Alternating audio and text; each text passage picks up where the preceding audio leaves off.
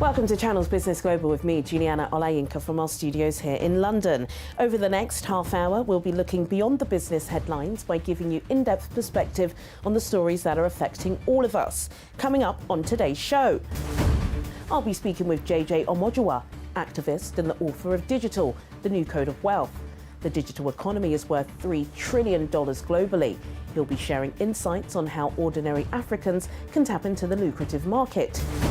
And with the diaspora being urged to invest their money back home, I'll be speaking with the publisher of the popular property titles Castles and Highbrow Living. Dipo Davis will be telling me why property investment has become safer than ever before in Nigeria. Before those discussions, here's our business correspondent, Simon Pusey, who joins me for a breakdown of this week's headline-grabbing stories. Yes, thank you, Juliana. The president of Emirates, the biggest long-haul airline in the world, says the aviation industry needs to do more to help counter climate change. Sir Tim Clark said the stark reality of climate change is with us, and we in the aviation industry aren't doing ourselves any favours by chucking billions of tonnes of carbon into the air. It's a frank admission from one of the most powerful people in the industry that analysts say have many commercial reasons to bury its head in the sand. Sir Tim also said he admired climate change activists like Extinction Rebellion and Greta Thunberg, saying activists have done more to highlight the issues than any government or industry body ever has. Emirates is now one of the world's most successful airlines, carrying 150,000 people a day. Well, the short-haul travel airline EasyJet is relaunching its package holiday business as the airline looks to fill the gap in the industry left by Thomas Cook's demise earlier this year. About 20 million people fly with EasyJet to Europe annually. Only 500,000 book accommodation through it. The news came as the carrier reported a 26% fall in pre-tax profits to £427 million for the year to the 30th of September. And finally, the celebrity chef Jamie Oliver is to open more restaurants abroad. That's 6 months after he was forced to close most of his UK operations. Jamie Oliver Group has said international franchisees plan to open 21 new Jamie Oliver branded restaurants by the end of 2020. At least 2 of those restaurants will be under a new casual dining brand called Jamie Oliver Kitchen. In May, the UK business fell into administration with 1,000 jobs lost. However, while the UK group, which included the Jamie's Italian chain, collapsed, the international business stayed afloat. It has 70 restaurants, all of which are run as franchises, in 27 markets worldwide. Thank you, Simon. Here's some other business news from across the globe. Earlier this week, Japan's lower house of parliament approved on a limited US trade deal, clearing the way for tariff cuts next year on items including American farm goods and Japanese machinery. The government's proposal to ratify the trade deal will now be brought to the upper house for a vote. Its passage in the powerful lower house increases the chances it will come into force in January. Coty, the American multinational beauty company, has said it will pay $600 million for a majority stake in Kylie Jenner's makeup and skincare businesses. Following the announcement, the company's shares rose 5%. The 100-year-old brand is seeking to revitalize sales on the back of its broad global distribution and is banking on Jenner's 270 million social media followers to attract a younger audience. Lebanon's banks reopened on Tuesday, ending a week-long strike fueled by anti-government protests. The Association of Banks announced that cash withdrawals would be limited to $1,000 a week, and transfers abroad would be restricted to urgent personal spending only. Authorities have told customers the deposits are safe and it has the capacity to maintain the value of the Lebanese pound, which is pegged to the US dollar. German Chancellor Angela Merkel has called upon African leaders to be more transparent in order to attract greater investment opportunities. Egyptian President Abdel Fattah el-Sisi, alongside leaders from Ghana, Ethiopia and Benin, were speakers at Merkel's G20 Compact with Africa summit in Berlin. The annual gathering has an aim of improving living standards on the continent. Egypt celebrated 150 years of the Suez Canal last weekend. The canal is the fastest shipping route between Europe and Asia and one of the Egyptian government's main sources of foreign currency. Officials say 1.3 million ships have crossed through since its inauguration, generating up to $135 billion in total revenue. Now, over to our first topic. In recent months, there have been several attempts from stakeholders in Nigeria's real estate market to reassure the diaspora that there are safe and credible steps towards owning their own homes or buying a property for investment income purposes in the country. Horror stories regarding unscrupulous agents still circulate but are on the decline. But for many of us, just the thought alone of purchasing a property in Nigeria is enough to bring on a headache. Helping me to debunk some of these myths is Diaspora Davies. He's the publisher of Castles Lifestyle and Highbrow Living magazine and the CEO of Real House Communications Limited. Diaspora, welcome to Channel's Business Global. It's my pleasure to be here. It's nice to have you in the studio. What is it about Nigerians in the diaspora? We could have been here for 10 years, 20 years, 30 years. We still want to buy a property back home. Well, I think there's an emotional pull. Home, after all, is still home.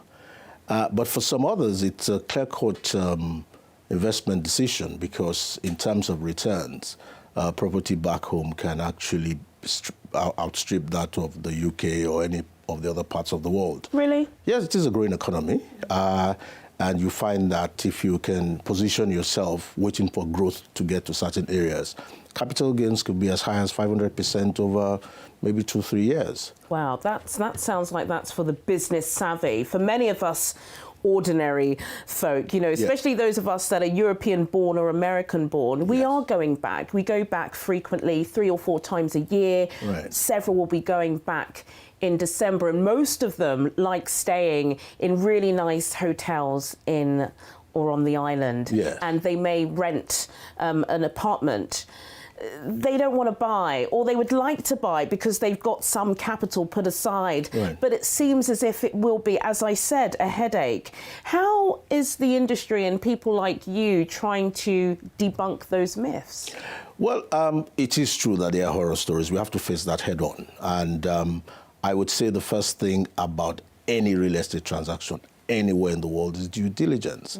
You have to do your due diligence. You can't rely on third-party information. You have to investigate. And I would advise everyone to always take a step back and look at the information that has been given and see if the information has been verified. Having said that, the Lagos State government has come up with a scheme, or rather an office, whereby they want all real estate agents and developers to register. That way, you can add that to your search, your due diligence, and you can find out with the government if this person has been registered. But is that helping, Diaspora? Because even here in the UK, you know, and I'm not trying to put the UK up in some, you know, kind of higher esteem, but you know, landlords still get in trouble. Landlords are still offering properties with mould. Sometimes you get there, you know, your deposit is gone down the drain. So even if you register in Nigeria, I'm sure you're still going to find, you know, a dodgy landlord. Absolutely, absolutely. Look, if it's too good to be true, it's too good to be true. Yeah. Anywhere in the world. That's why I'm saying that Nigeria is no different. What we find typically is people rely on what someone else has said. No. Rely on what a professional that you have employed has said. Get an estate agent. Get a lawyer. Get them to give you a report. These professionals report to professional bodies. Those professional bodies can sanction them. There's an incentive for them to do the right thing. So just saying, my brother said he's bought a plot of land here and it's a great location, and then you go and buy, and then you're sending him money. Now, this is a very interesting one that I have to put out. Okay. So you're sending money to your brother to build for you. And your brother is what? A chemist, an academic. And he's supposed to build for you. He's supposed to leave what he's doing and build for you. And then you're saying they're horror stories. I really think in the UK, can someone send you money to the UK and say, you know, Juliana, could you build for me?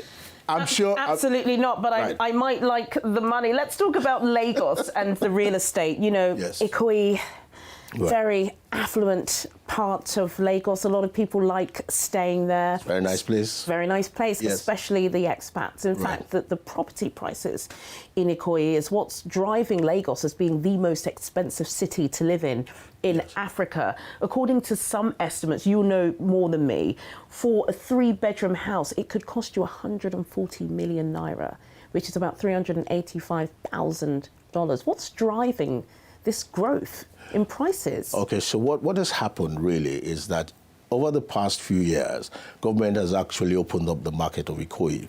Ikoyi used to be strictly owned by government, and a few commercial entities had individual properties that they were letting out. But now, government sold to the general public, and they also liberalized the building approvals there. So you're actually seeing Ikoyi prices. They're not as bad as they would have been if the supply was restricted. Oh yes. But having said that, there are quite a number of companies coming out with very interesting price points, lower than the 140 million that you mentioned. Oh yes. And that's not Banana Island. That's average Ikoyi. Well, yes. It could be higher than that, Dipo. It could be higher, but there are some people coming in with 2 beds, 1 beds. What price? Priced in dollars? In about 100. It's a lot of money, especially if you're getting a percentage on that. Here in the UK, Dipo, you know, okay, in London, very expensive, $450,000. The average property price here. If you've got a 15% deposit, you can have those keys. Right, yes. That's not the same in Nigeria, though, is it? On a house in Ikoyi, you're going to have to put down a lot more money.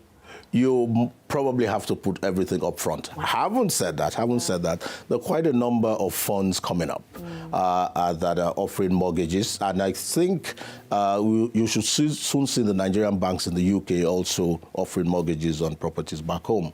I'm not at liberty to say particular real estate opportunities, but they are coming up, and then I'd suggest you keep an eye on our magazines and our website. Absolutely, and we'd love to invite you in to keep us, you know, up to speed on that. Yes. What are some of the practical steps, Dipo? We talked about doing a due diligence, but I'm sure there are people that would be watching that would be interested in saying, do you know, I do actually want to buy a property. Yes. Instead of spending £300, £400 sometimes a night for 2 weeks over Christmas with my whole family, because you have to get en suites, I do want to invest. What are the key steps that you need to take? Okay, so there's the physical side and there's the legal side. The physical side is the property actually there? Is the property as described actually there? So you actually need an estate agent to visit the site, to send you back photographs, to go through all the rooms and have a checklist. Is there water? Is there power? Is it linked to the grid? Such things. They have to come back and give you a proper report. That will cost you money. That will cost you time. But at the end of the day, you can sleep nights. Yeah. On the legal side, the title. So, you know, is it registered? Is it not registered? And so on and so forth. In certain cases, you're buying off-plan. Now, off-plan doesn't mean that you should ignore certain things like even conducting a search on the title. You can't just rely on the developer saying, oh, the title is okay. No, you have to do your investigation. Any developer that says you shouldn't, now that's a red flag. That's a red flag. Yes. So the most important thing, it's not an emotional decision. Yes, it is an emotional pull, but you have to take due diligence. You have to calm down and go through all the steps. Calm down, go through all of the steps. Yes. And you could, if you can afford it, get a nice 3-bedroom property in Banana Island, Ikoyi. Come on. The places outside of Banana Island, they're very nice. There are nice places in Lekki. There are nice places in Maryland. There are nice places in the Ikeja GRA. There are nice places coming up in Surulere, around where the National Stadium is. So I think you don't have to, just automatically think of Banana Island. Although Banana Island will suit you to a T, but there are other places in Lagos that you can buy. Okay, Dipo Davis, thank you so much for joining us on Channels Business Global. And we'd like to have you back again with all those updates on diaspora mortgage opportunities. Coming up, author JJ Omojuwa will be sharing insights on how ordinary Africans can tap into the $1 trillion digital economy. See you after the break.